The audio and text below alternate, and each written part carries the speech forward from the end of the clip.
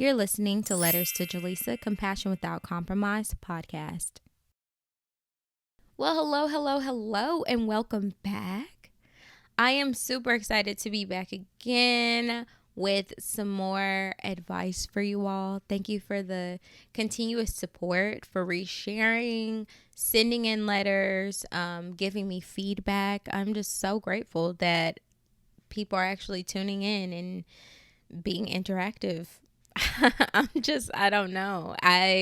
This is something that I've wanted for a long time, and just for it to finally be here and finally happening, I'm so grateful for everyone who is allowing this to be possible, especially the Lord. Today's episode is actually titled Coworkers Suck. And yeah, I've been there, I've done that. I could write a book about it. So without further ado, you all, I am super excited to mention that we are getting into episode number 10. Yes, episode number 10. Let's get into it. Today's episode reads, Dear Jelissa, I have a coworker that takes twice as long on breaks as they should. They also stop working a whole hour before they are scheduled to clock out. I understand 15 to 20 minutes early because we have a dirty job, but 2 extra hours total without extra hands can slow us down in a rush. In my frustration, I even started taking longer breaks. If he can finesse, then I know there's room for it, and I can find my place too. After adopting that mindset, I began taking my own liberties at work, but eventually started to feel bad for leaving my other teammates hanging. How can I let go of my negative reactions to my coworkers' work attitude and regain my motivation at work? Whew. That is so annoying. Like, I'm going to be straight up with you. Even reading that letter right now, I can think of quite a few times where I've been in your type of situation where I felt like I was working so hard, and not only did I feel like my work was going unnoticed, but I also felt like I did not have a team that was supporting me. And I would just nitpick every area of somebody's like job where I felt like they were not doing enough. And eventually that made things miserable for me while I was there. And I feel like, honestly, I start to notice where people are cutting corners, and it starts to get under my skin when it's about time for me to leave a situation.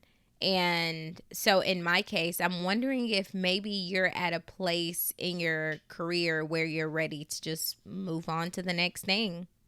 And so when you see people slacking off, it just kind of bothers you because you're still there working hard, and the people around you are not putting in the same kind of effort. I wonder. But I will start by saying a response is you taking the responsibility to think it through and replying sensibly. You did put on your letter that you have been reacting in a negative way, and a reaction doesn't really take much thought. So I do want for you to analyze the situation and definitely try to understand where that type of anger is coming from towards this person. Like, outside of the fact that they're not working for as long as you are, is it also something with that person that you just don't like, that's getting under your skin and making you annoyed and allowing this situation to make you feel irritable? I don't know. But I do want for you to understand that it's important for you to not get comfortable while you're at this job. Because yes, he is lazy where he is because he's comfortable being there, but you need to also switch up your environment when you can.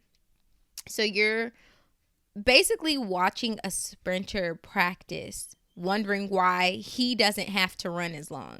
And for the first 30 seconds of the race, right, he's going and he's going and he's so far ahead until he goes past his mark. And that's when things slow down for him. Meanwhile, you've passed him already. So think about the fact that you're not running a sprinter's race while you're at work. So don't watch how this man trains and how he's performing, because he will never perform as long or as diligent as you are in your race. So do as much as you can while you're at work, and don't look at the person next to you. But also in Proverbs chapter 18, verse 9, and this is in the Amplified version, it says, "He who is careless in his work is a brother to him who destroys." Meaning, this guy's habits correlate to destruction. Even if it appears that he is getting away with it, he is also hindering his own progression at work and in life, honestly. In Proverbs chapter 13, verse 4, still in the Amplified version, it's put this way. It says, "The sole appetite of the lazy person craves and gets nothing, for lethargy overcomes ambition. But the sole appetite of the diligent who works willingly is rich and abundantly supplied." So don't allow the laziness of someone else to deter you from doing your job. Matching energy is a very easy solution, but it's unfair to yourself, because if you know that you are a hard worker, why would you come down off of whatever drive that you do have while you're at work just to meet somewhere where they are? If you start meeting people where they are, it requires you to lower your standards, and in this case, your morals of what a team player looks like. In the Bible, it mentions how bad company corrupts good character, and so does the presence of bad work ethics. So even being around this person, if there's an opportunity for you to get away and not have to work so closely with this person, then I say to go ahead and do so. So another thing too is that it's vital that you give yourself concrete incentives or even a list of reasons why you're even there. Outside of money, what can you take away from your job? What are skills you can use help with? And how can you apply them elsewhere? Form your habits of endurance now, even when there's people around you who don't seem to have the same sort of stamina. Because in every job, you're going to come across some lazy coworkers. That's inevitable. But how you respond to that behavior is completely up to you. And it's honestly the only thing that you have control over in this situation. I do have a question for you. Have you talked to your manager about this? And if not, why haven't you? And if you have, has anything changed? Because let's say you do tell, and the dude gets in trouble and starts working harder for a while, but then goes back to his old ways after a while. Will it change how you work? Because if so, that's a problem. You want to be the independent factor in the situation. I'm constantly talking about independent factors, but it's important for you to be able to work hard regardless of who's around, and realize that if you take your time, or if you're, just messing around, if this guy is going to leave an hour early anyways, or he's already going to be, taking longer breaks, then you're going to come back to that same work. It's still going to fall on you. So you might as well consistently work hard throughout the job, so that one, you don't have room to be lazy, but also two, so that you can continue to form that habit or support that habit of working hard throughout an entire shift, if that makes sense. In Matthew chapter 25, verse 29, and this is in the New Living Translation, it says, "To those who use well what they are given, even more will be given, and they will have an abundance. But from those who do nothing, even what little they have will be taken away." You're working hard, and I'm sure your hard work will not go unnoticed. But also, what you gain from working hard is something that you should be looking at. Because you're given bigger tasks, you don't know how you're going to be rewarded. You don't know how your manager is going to look at your hard work and be like, oh, like, here's a promotion for this person. When it comes time for raises, like, your manager has a say so in how much more you can get paid. And you want to be the person who's getting dollars hiked on to the amount that you're making as opposed to just a couple of cents. These are things to also consider. Like, what do you work for? Why do you work hard? And think about those things throughout your shift to keep you motivated. You have signed on a contract to work from whatever hour to whatever hour. So while you're there, you do what you signed up to do. Why not even ask the dude to help you before he tries to leave early? If you know that he leaves an hour early every day that he's there, then maybe ask him to help you out with something. That gives you an opportunity to either get help or gain a better understanding as to why he leaves early. You only know what you've seen, but you don't know what you have not asked. I have been in your shoes before, and I'd be lying if I said I have not, had my petty moments at a job. So this happens quite often, but like not how I'm about to tell you. So there was this one day at work, right, where literally everyone on staff came in with like a bad mood. I don't know what happened. I don't know if it was raining that day. I honestly couldn't tell you. All I know is that everyone came in with a bad attitude for whatever reason. And I could already see from the start of the shift that things were being done halfway. So automatically I started to have an attitude because how you open the shift and prepare can make or break it.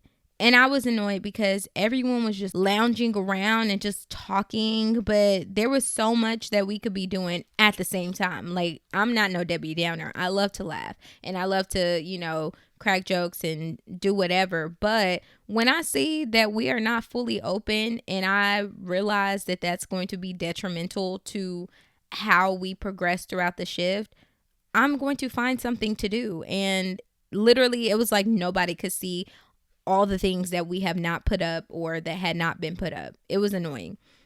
Anyways, so I went ahead and set up as much as I could by myself and just let that be that. What I did not do was get all of the heavy plates and small plates and whatever and set them in their designated places. I didn't do it because, one, I was tired, and two, because literally everyone is supposed to help. Like, throughout the shift, everyone's supposed to help do that anyway. So I knew it was going to get done eventually. So the shift started or whatever, and I'm noticing that I'm the only one getting the heavy plates.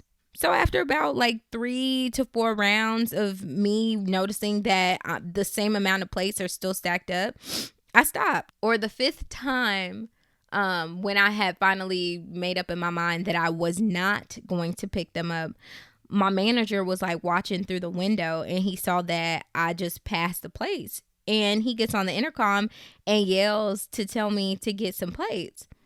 Now, this pissed me off. I'm not even gonna lie, because he wasn't watching me in the morning when I set up by myself or the first 4 times that I got the plates, but he noticed the one time that I did not. And at first, yeah, like, I'm mad, but I honestly wanted to talk back to him and tell on literally everyone else, but I decided not to because I'm not no snitch, but also because I mean, he was right. That was even if he didn't see all those times, like, I had an opportunity to still continue to do my job and didn't. And like, this sudden peace came over me and I was just silent for a minute.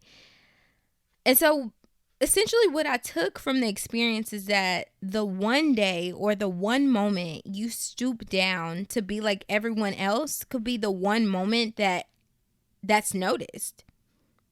I could sit here and complain about how it's not fair and blah, blah, blah, blah, blah. But honestly, I did not come to work to be like the slowest person. And I didn't come to work to be the fastest person either.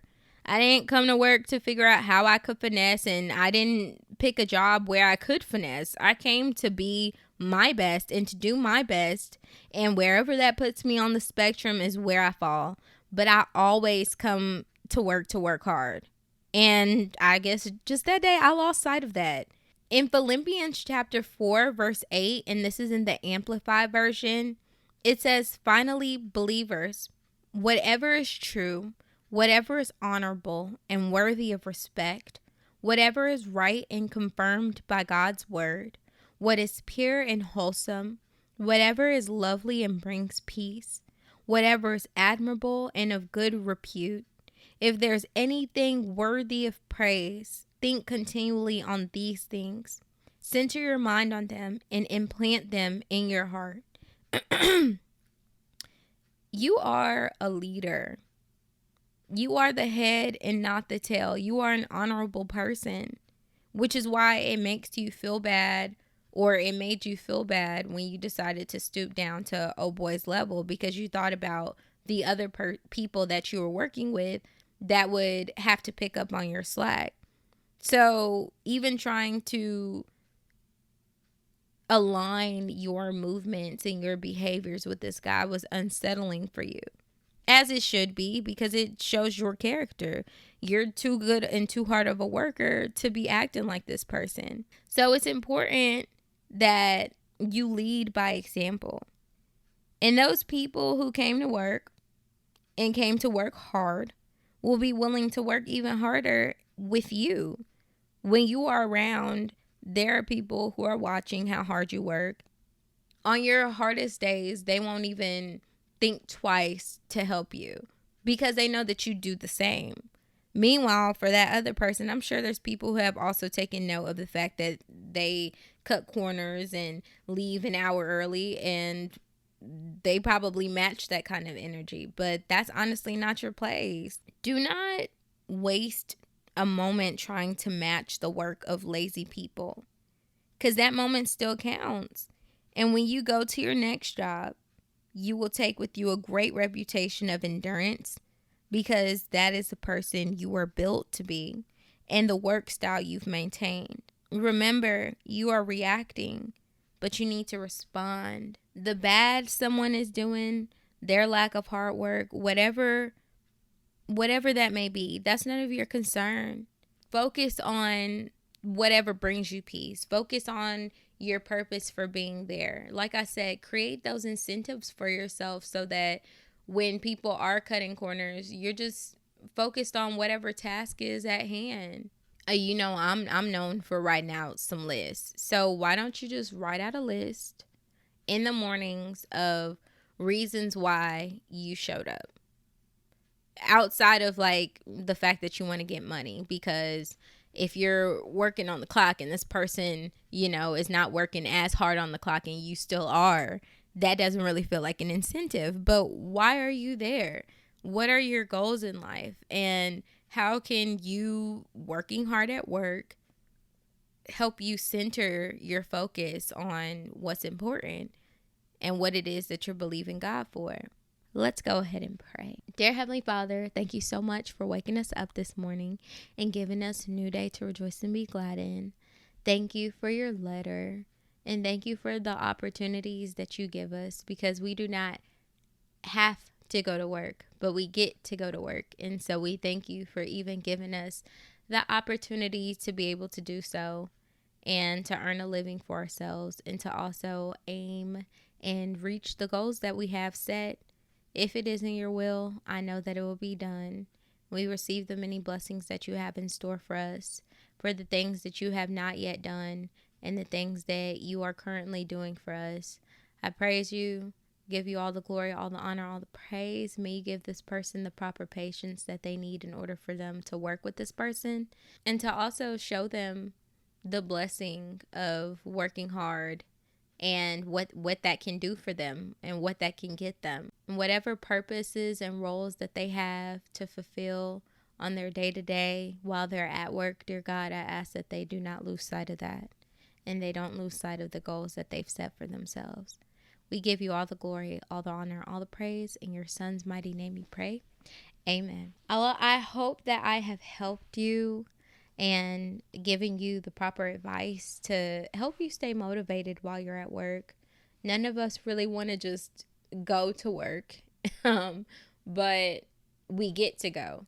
And there's always a greater reason for why we are where we are and why we work as hard as we do. You never know. And like I said, hard work never goes unnoticed. So whether your manager doesn't see it right now or they do see it later on, regardless, continue to do you. Because if that person did not exist, you would work hard. And you should always work hard, whether they're there or not. This is episode number 10 of Letters to Jelissa, Compassion Without Compromise podcast. If you have any situations or topics you need advice on, send a letter to letterstojellissa@gmail.com. That's letters, TOJELISSA @gmail.com, and I'll respond on my podcast. Thank you for listening. I'm out.